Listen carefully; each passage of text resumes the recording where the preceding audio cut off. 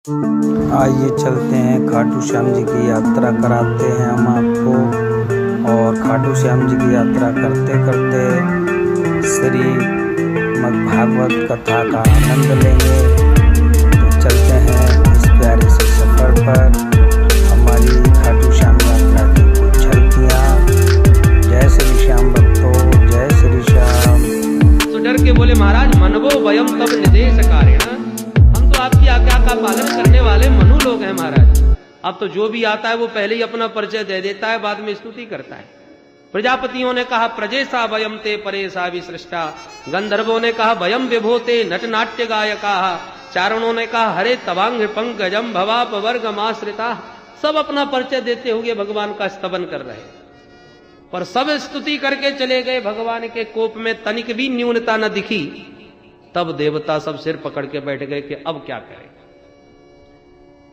देवताओं ने अंत में निर्णय लिया, भाई पतिदेव कितने भी महाक्रोधी हों पर उनकी धर्मपत्नी जी उन्हें मनाना बहुत अच्छी तरह जानती हैं, अतः हमें माता लक्ष्मी जी की शरण में चढ़ना चाहिए, वो ही संभालेंगे। सब दौड़ के माता लक्ष्मी जी के पास पहुंचे। माता जी प्रणाम।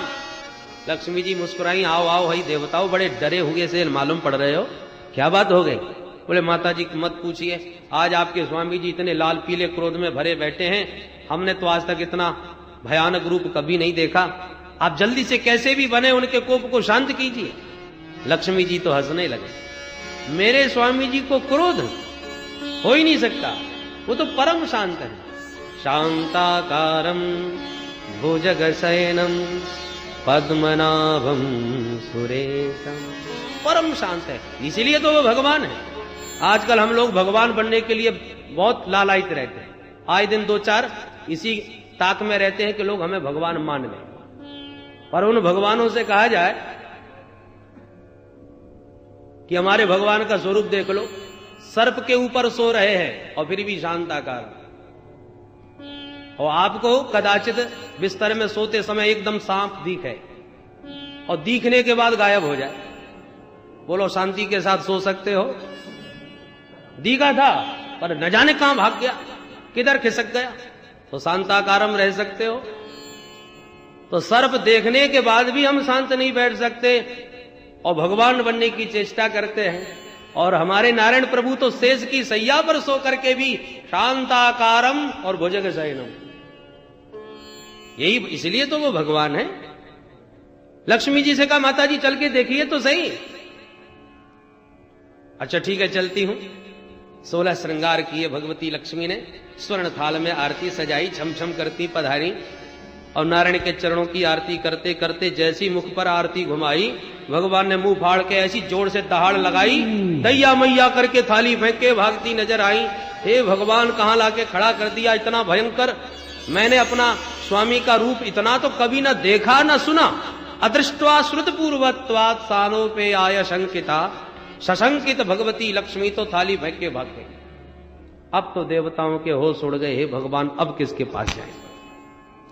अंत में सबका ध्यान परम भागवत प्रहलाद के ऊपर पड़ा, जो भगवान की ये सारी विचित्र लीला को शांत भाव से खड़े देख रहे हैं। सारे देवता आके बोले भैया तूने बुलाया, तेरे कारण ही आए, अब तू ही इनके कोप को शांत कर सकता है, और तो कोई दूसरा उपाय रहा नहीं। बस संकेत मिलते ही प्रहलाद जी चल पड़े और भगवान के सन्मुख आते ही प्रहलाद जी ने साष्टांग दंडवत प्रभु के चरणों में किया। उन्होंने मुख कमल पर दृष्टि डाली ही नहीं, मुख की ओर देखा ही नहीं। और भगवान की कृपा शक्ति चरणों में विद्यमान है, जहां चरण का स्पर्श हुआ कि कृपा शक्ति जागृत हो गई। स्वपाद मूले पतितं तमर्भकम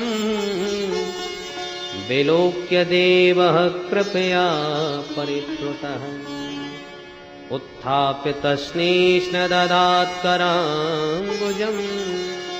कालाहि वित्रस्तधिया कृता भयम्।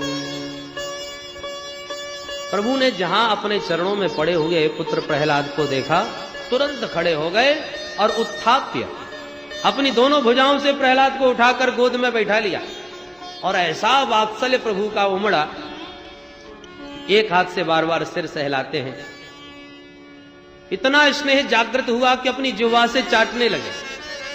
जैसे सद्योजात बछड़े को गो माता वात्सल्य के वशीभूत चाटती है, ऐसे भगवान का वात्सल्य उमड़ पड़ा।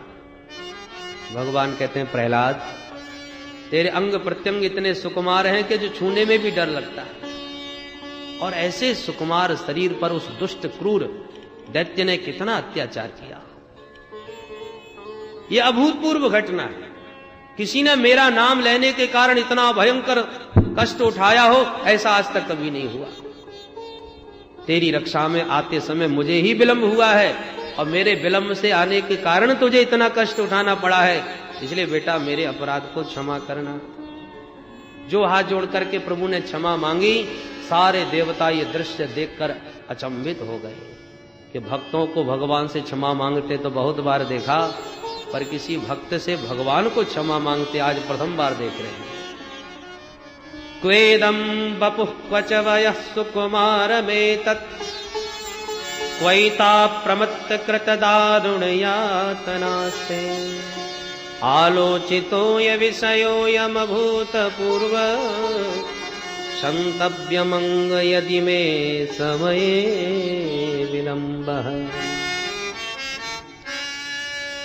प्रहलाद जी ने जब प्रभु की इस दिव्य करुणा को देखा तो प्रेम गदगदया वाचा। प्रहलाद जी तक कंठ अवरुद्ध हो गया, प्रेम में सजल नेत्र हो गए, और तुरंत प्रभु के चरणों में दंडवत करके प्रहलाद जी ने 42 श्लोकों में दिव्य स्तुति गाई। ब्रह्मादयः सुरगणा मुनयोऽथ सिद्धाः सत्त्वैकतानमतयो वचसां प्रवाहे नाराधितुं पुरुगणैरधुनापि विप्रो किं तोष्टुमर्हति समे हरिरुग्रजाते। हे प्रभु, समस्त ब्रह्मादिक देवता, बड़े बड़े सिद्ध मुनि गंधर्व, जो परम सात्विक देव हैं, वो धारा प्रवाह वैदिक मंत्रों से छंदों से आपकी स्तुति गाते हुए चले गए, पर आपके क्रोध में न्यूनता नहीं आई। तो मैं असुर जाति में दैत्य वंश में उत्पन्न तमोगुणी रजोगुणी प्रहलाद आपको कैसे प्रसन्न कर सकता हूं।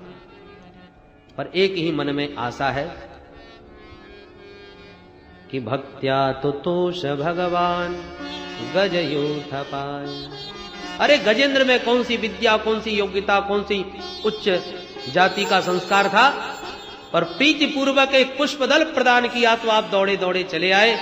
इसी आशा से मैं भी आपका स्तवन कर रहा हूं, क्योंकि आपको कोई गुण से प्रभावित नहीं कर सकता, आप भक्ति के द्वारा ही प्रसन्न होते हैं। प्रभु, भक्त जो आपको समर्पित करता है वस्तुएं, आपको किसी की अपेक्षा नहीं, परंतु जो भक्त आपको समर्पित करता है वो वस्तु भक्त को ही प्राप्त होती है। जैसे कोई अपने प्रतिबिंब को सजाना चाहे तो क्या करे, आपने अपना प्रतिबिंब देखा पर माथा सूना दिखाई पड़ा तो अच्छा नहीं लगा, आप चाहते हैं कि इस प्रतिबिंब के माथे पर तिलक लग जाए, तो क्या करोगे? बोले बिंब पर तिलक लगा दो, प्रतिबिंब पर अपने आप लग जाएगा। बिंब सजाए बिना प्रतिबिंब सज नहीं सकता। उसी प्रकार जीव है प्रतिबिंब, परमात्मा है बिंब। परमात्मा को जो वस्तु दी जाएगी वो प्रतिबिंब रूप जीवात्मा को स्वतः प्राप्त हो जाएगी। प्रतिमुखस्य यथा मुखश्री। प्रभु, आप कितने भी भयानक बन जाइए, पर अहम न विभेमी, मैं आपकी इस भयानकता से बिल्कुल नहीं डरता। ना हम विभेम यजिते भयानकास्य। भगवान बोले क्यों डर नहीं लग रहा? बोले महाराज डरता हूं, पर आपसे थोड़ी डरता हूं। क्यों नहीं डरते? अरे मेरे से तो मेरी अर्धांगिनी लक्ष्मी भी डर के भाग गई, कोई देवता सामना नहीं कर सका, तो तुझे भय क्यों नहीं? प्रहलाद जी बोले सरकार, जब सिंह दहाड़ता है तो सब जानवर भाग जाते हैं उसके डर से, पर सिंह चाहे जितना दहाड़े, शेर का बच्चा थोड़ी भागता है। सिंह दहाड़ता है और सिंह शावक उसके कंधों पर जाके बैठ जाता है, उसे तनिक भी भय नहीं। उसी प्रकार जब आपने मेरे लिए ये विचित्र रूप बनाया है, मेरे लिए ही आए हो, तो चाहे जितने भयानक बन के आ जाओ, मैं क्यों डरूं? अहम न विभेमी। अरे डर तो लगता है आपकी इस विचित्र माया से, जो जन्म मरण की चाकी में सारे जगत को पीस रही है। मुझे तो एक आश्चर्य होता है प्रभु कि कहां तो मैं रजोगुणी तमोगुणी असुर, और कहां आपकी कृपा। भले ही ब्रह्मा जी आपके बेटा हैं, पर क्या अपने बेटा ब्रह्मा को गोद में लेके कभी इतना प्यार दिया आपने? क्या ये सौभाग्य अपनी लक्ष्मी या संकर्षण या शिव को प्राप्त हुआ? अरे जो किसी को नहीं हुआ वो इस असुर को आपने प्रदान कर दिया। क्वाहम रजः प्रभव ईशतमोधिकेऽस्मि जातः सुरेतर कुले क्व तवानुकंपा न ब्रह्मणो न तु भवस्य न वैरमाया जन्मेर्पितः शिरसि पद्मकर प्रसादः। प्रभो एक ही आशीर्वाद दीजिए, ये जो इंद्रियों के हम दास बने बैठे हैं, ये इंद्रियां हमारे बस में रहे। बहुपत्नियों के बीच में जैसे पति की विडंबना होती है, ऐसी इंद्रियों के बीच में इस जीव की विडंबना हो रही है। बहवः सपत्न इव गेह पतिम लुनंती, ये जितने भी इंद्रिय जन्य सुख हैं प्रभु खुजली के समान होते हैं। यन मैथुनादि ग्रह मेद सुखम ही तुच्छम कंडूयनेन करयो रेव दुख दुख। खुजली को खुजलाने में जितना सुख मिलता है, परिणाम में फिर बाद में उतनी ही पीड़ा होती है। ये संसार के समस्त विषय इसी प्रकार से हैं। रसगुल्ला खाने में बहुत अच्छा लगा, स्वाद में दो ज्यादा डकारे गए तो अब खट्टी डकारे आ रही है, पेट खराब हो रहा है, रसगुल्ला के नाम से नफरत हो रही है। यही स्थिति विषयों की है, समस्त विषयों की। प्रभु जो अजितेंद्रिय पुरुष हैं, जिनकी इंद्रियां बस में नहीं है, उनके लिए तो मौन व्रत स्वाध्याय तप संयम जप आदि जितने भी मोक्ष के साधन हैं वो पेट के साधन बन के रह जाते हैं। पेट के साधन भी हमेशा के लिए नहीं बनते, जब तक पोल नहीं खुली तभी तक। दंभ प्रकट हो जाने के बाद पेट के साधन भी नहीं रह जाते। इस प्रकार से बड़ी अद्भुत स्तुति करी। भगवान प्रसन्न होकर के बोले बेटा कुछ मांग। प्रहलाद जी बोले मामाम प्रलोभयत, ये प्रलोभन न दीजिए लेने देने का। अरे लेना देना व्यापारियों में होता है, भक्त भगवान के बीच ये लेना देना कहां से आ गया? भगवान बोले बेटा तू मांगेगा तो मुझे बड़ी खुशी होगी। प्रहलाद जी बोले सरकार जो भक्ति इसलिए कर रहे हैं कि प्रभु से कुछ मिलेगा, मेरी दृष्टि में वो भक्त नहीं, न सभृत्यः सवई बणिक, वो तो व्यापारी है जो फायदे के लिए व्यापार कर रहा है। भगवान बोले बेटा तू मांगेगा तो मुझे खुशी होगी, तेरी इच्छा नहीं है पर मेरी खुशी के लिए तो मांग। प्रहलाद जी को लगा कि निष्काम तो होना चाहिए पर निष्कामता का भी अभिमान नहीं रखना चाहिए। कोई महापुरुष कुछ देवे और तुम बार बार मना कर दो, ये भी ठीक नहीं है। प्रहलाद जी बोले यदि मांगने से आप प्रसन्न हैं तो एक वरदान दीजिए। क्या? बोले सरकार यही वरदान मांगता हूं कि जीवन में कभी कुछ ना मांगे, मेरे जीवन में कभी मांगने की इच्छा ही पैदा ना होवे। यदि राशि समय कामान वरास्त्वं वरदर्शभ कामानां हृदय संरोहम भवतस्तु प्रणेवरम। गदगद हो गए प्रभु। प्रहलाद तेरे जैसा निष्काम भक्त होना बहुत कठिन है, पर तू मांग नहीं सकता तो मैं भी दिए बिना रह नहीं सकता। चल बैठ पिता के सिंहासन पर और एक मनमंतर पर्यंत राज्य कर और शुभाशुभ कर्मों को भोगने के बाद मेरा नित्य पार्षद बन जा। प्रहलाद जी बोले प्रभु यदि पद दे रहे हैं तो फिर एक वर भी देना पड़े। हाँ बेटा एक नहीं दो मांग। प्रहलाद जी बोले यदि ये पद भी प्रदान कर रहे हो प्रभु तो वरदान दीजिए कि मेरे पिता जो मरे हुए पड़े हैं उनका शव सामने पड़ा है, इनकी अधोगति नहीं होनी चाहिए, मेरे पिता को भी परम गति प्राप्त हो, आपकी दिव्य कृपा प्राप्त हो। भगवान गदगद होकर के बोले पुत्र प्रहलाद जिस कुल में तेरे जैसा भागवत जन्म लेता है उसके माता पिता की तो कहे क्या 21 पीढ़ियां तर जाती है, फिर जो मेरे गोद में शरीर त्याग रहा है उसकी अधोगति कैसे हो सकती है? जा अपने पिता का अंतिम संस्कार कर। कुरुत्वम प्रेत कार्याणि पितुः पूतस्य सर्वशः। जैसे ही प्रहलाद जी पिताजी का प्रेत कर्म करने के लिए बढ़े कि ब्रह्मा जी ने प्रकट होकर प्रणाम करके दिव्य स्तुति करी कि प्रभु दिष्ट्याते निहता पापो लोक संतापनोसुरः, इस सारे लोगों को संताप देने वाले असुर को मार के आपने बड़ा भारी अनुग्रह किया हम देवताओं पर। भगवान ब्रह्मा जी को देखते ही एकदम टेढ़े हो गए और डांटते हुए बोले ब्रह्मा जी खबरदार जो आज के बाद किसी दुष्ट को इतने वरदान दिए तो। अहीनाम अमृतम यथा, सर्पों को अमृत पिलाते हो, ब्रह्मा जी ने तुरंत कान पकड़े, सरकार अब खाई तो खाई, आगे खाए तो राम तो हाई, दोबारा ये भूल नहीं होगी। श्री शुकाचार्य जी कहते हैं, परीक्षित तुम ही बताओ कौन कहेगा कि भगवान पक्षपाती हैं? दैत्य वंश का यदि वध करते तो क्या प्रहलाद के ऊपर इतना बड़ा अनुग्रह करते? भगवान तो समदर्शी हैं, जो जिस भाव से भजता है भगवान उसी भाव से स्वीकार करते हैं। समदर्शी मोहे कहे सबको, समदर्शी मोहे कहे सबको, सेवक प्रिय अनन्य गति सो, सेवक प्रिय अनन्य गति सो, समदर्शी मोहे कहे सबको, समदर्शी मोहे कहे सबको। पिता के लिए सभी पुत्र बराबर होते हैं, पर जो दिन रात सेवा में जुटा हुआ है उस पुत्र के प्रति विशेष प्रीति पिता की हो ही जाती है। ऐसे ही अमृतस्य पुत्राः, हम सब परम पिता की संतान तो हैं, पर जो दिन रात भगवत सेवा में समर्पित अनन्याश्रित भक्त है उसके प्रति भगवान विशेष कृपामय हो जाते हैं, जैसे प्रहलाद जी के ऊपर हो गए। वर्णाश्रम धर्म की व्यवस्था का विवेचन किया गया। युधिष्ठिर जी के पूछने पर वर्ण व्यवस्था देवर्षि नारद जी ने बहुत विस्तार से बतलाई। 4 वर्ण और 4 आश्रम। वर्ण है ब्राह्मण, क्षत्रिय, वैश्य, शूद्र। चारों को उपदेश दिया। सदाचरणे निरताः। तो ब्राह्मणों ने अपनी स्वभाव प्रकृति के अनुसार अर्थ निकाल लिया। सदाचरणे निरताः, सत आचरण में ही निरत रहना चाहिए। हम ब्राह्मणों को सदाचारी होना चाहिए। ब्राह्मणस्य देहोयम क्षुद्र कामाय नेष्यते, कृच्छ्राय तपसे चेह प्रेत्यानंद सुखाय च। अपनी प्रकृति से अर्थ लगाया। पर यही सूत्र जब क्षत्रियों ने सुना, सदाचरणे निरताः, उन्होंने अर्थ लिया सदाचरणे निरताः। धर्म की रक्षा के लिए हमेशा रणभूमि में तैयार रहो, क्योंकि समाज की भुजा है ये क्षत्रिय। धर्म की रक्षा, देश की रक्षा इन क्षत्रियों के बाहुबल से ही हो सकती है।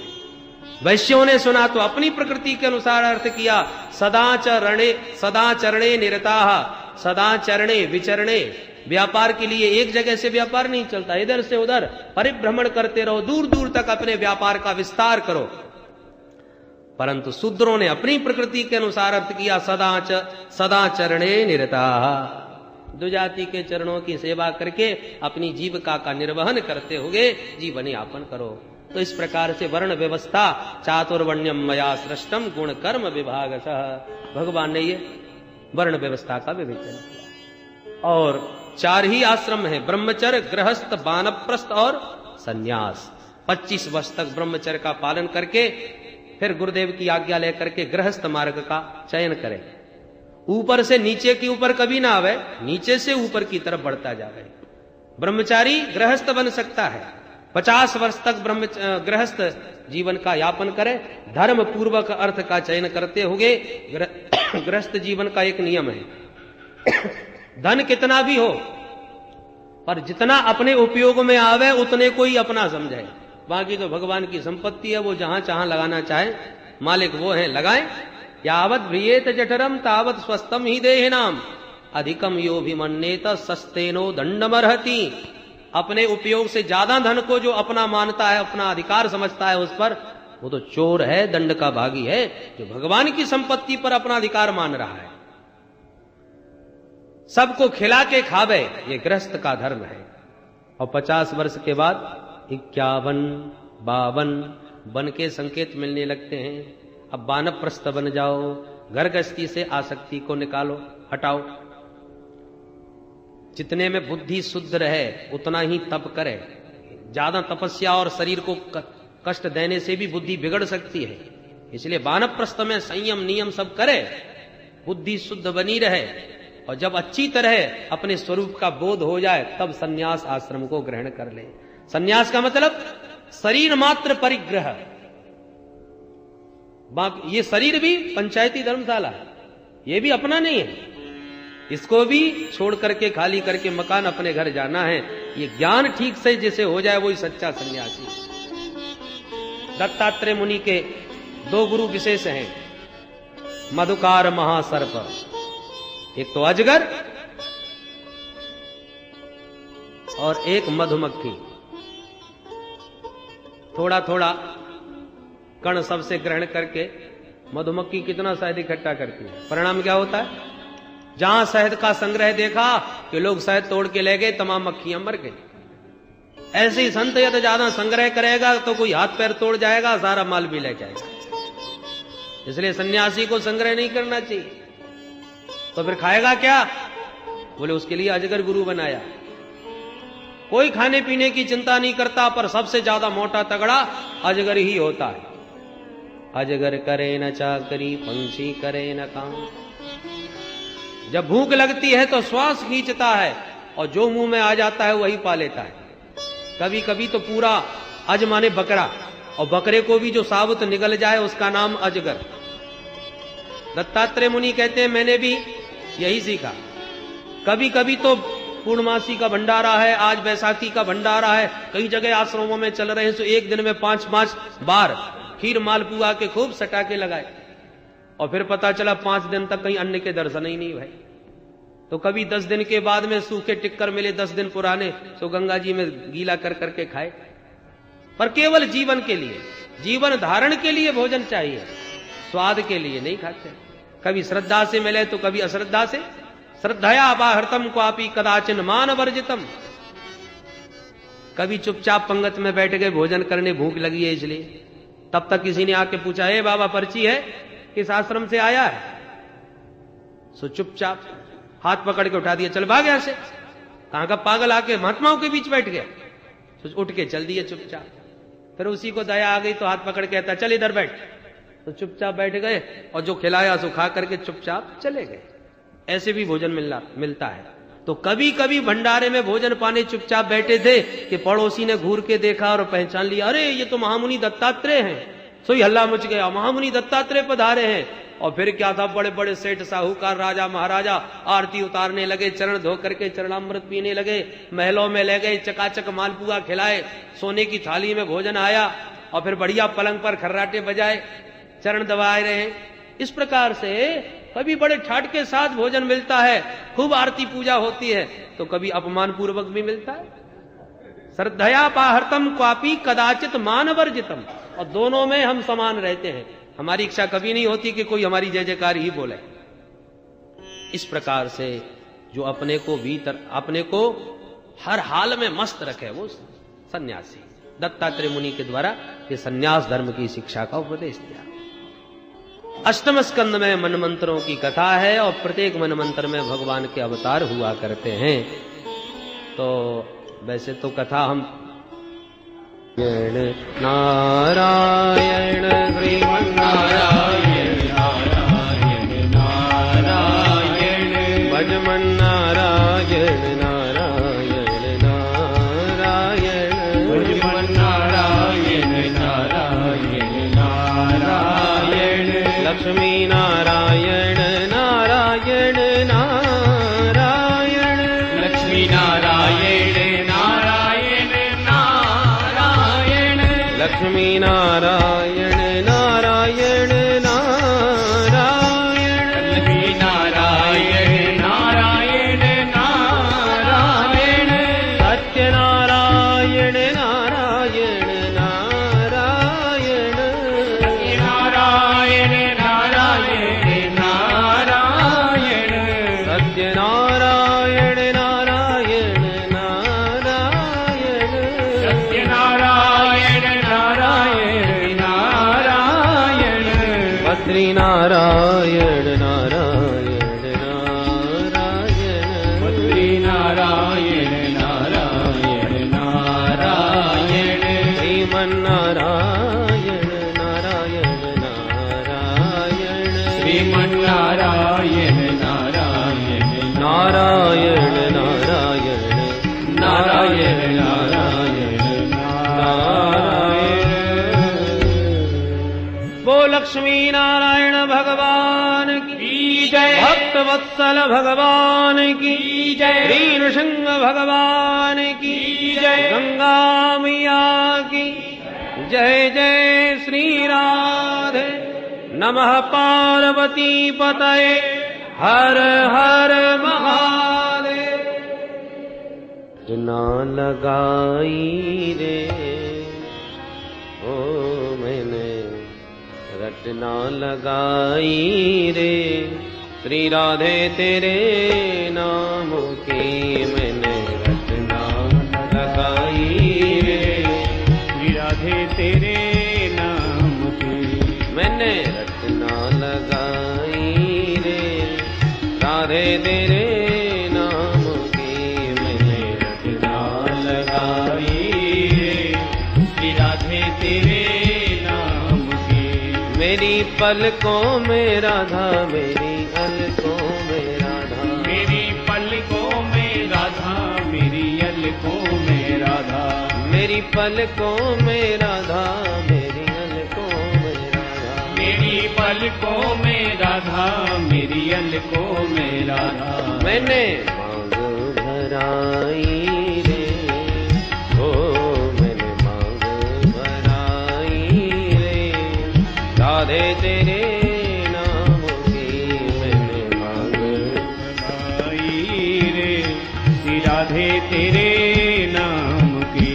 मैंने रटना लगाई रे, राधे तेरे नाम की मैंने रटना लगाई रे, श्री राधे तेरे नाम की। मेरे नैनों में राधा मेरे बहनों में राधा, मेरे नैनों में राधा मेरे बहनों में राधा, मेरे नैनों में राधा मेरे बहनों में राधा, ओ मेरे नैनों में राधा मेरे बहनों में राधा। मैंने मेहंदी रचाई रे ओ मैंने मेहंदी रचाई रे, राधे तेरे नाम की मेहंदी रचाई रे, श्री राधे तेरे नाम की। राधे तेरे नाम की किशोरी तेरे नाम की, राधे तेरे नाम की किशोरी तेरे नाम की, ओ राधे तेरे नाम की किशोरी तेरे नाम की, राधे तेरे नाम की किशोरी तेरे नाम की। मैंने रटना लगाई रे, राधे तेरे नाम की मैंने रटना लगाई रे, श्री राधे तेरे नाम की। मेरी चुनरी में राधा मेरी दुलरी में राधा, मेरी चुनरी में राधा मेरी दुलरी में राधा, मेरी चुनरी में राधा मेरी दुलरी में राधा, मेरी चुनरी में राधा मेरी दुलरी में राधा, मेरी चुनरी में राधा मेरी दुलरी में राधा, मेरी चुनरी में राधा मेरी दुलरी में राधा, मेरी चुनरी में राधा मेरी दुलरी में राधा, मेरी चुनरी में राधा मेरी दुलरी में राधा। मैंने नथनी सजाई रे ओ मैंने नथनी सजाई रे, राधे तेरे नाम की मैंने नथनी सजाई रे, श्री राधे तेरे नाम की। मैंने रटना लगाई रे, राधे राधे तेरे नाम की मैंने रटना लगाई रे, श्री राधे तेरे नाम की। मेरे अंग अंग में राधा मेरे संग संग में राधा, मेरे अंग अंग में राधा मेरे संग संग में राधा, मेरे अंग अंग में राधा मेरे संग संग में राधा, मेरे अंग अंग में राधा मेरे संग संग में राधा, मेरे अंग अंग में राधा मेरे संग संग में राधा, मेरे अंग अंग में राधा मेरे संग संग में राधा। ओ कान्हा बंसी बजाई रे, राधे ओ कान्हा बंसी बजाई रे, राधे तेरे नाम की कान्हा बंशी बजाई रे, श्री राधे तेरे नाम की, राधे तेरे नाम की किशोरी तेरे नाम की, राधे तेरे नाम की किशोरी तेरे नाम की, राधे तेरे नाम की किशोरी तेरे नाम की, राधे तेरे नाम की किशोरी तेरे नाम की। मैंने रखना लगाई रे राधे तेरे नाम की, मैंने रखना लगाई रे श्री राधे तेरे नाम की। कान्हा बंसी बजाई रे राधे तेरे नाम की, कान्हा बंसी बजाई रे श्री राधे तेरे नाम की। मैंने रचना लगाई रे राधे तेरे नाम की, रचना लगाई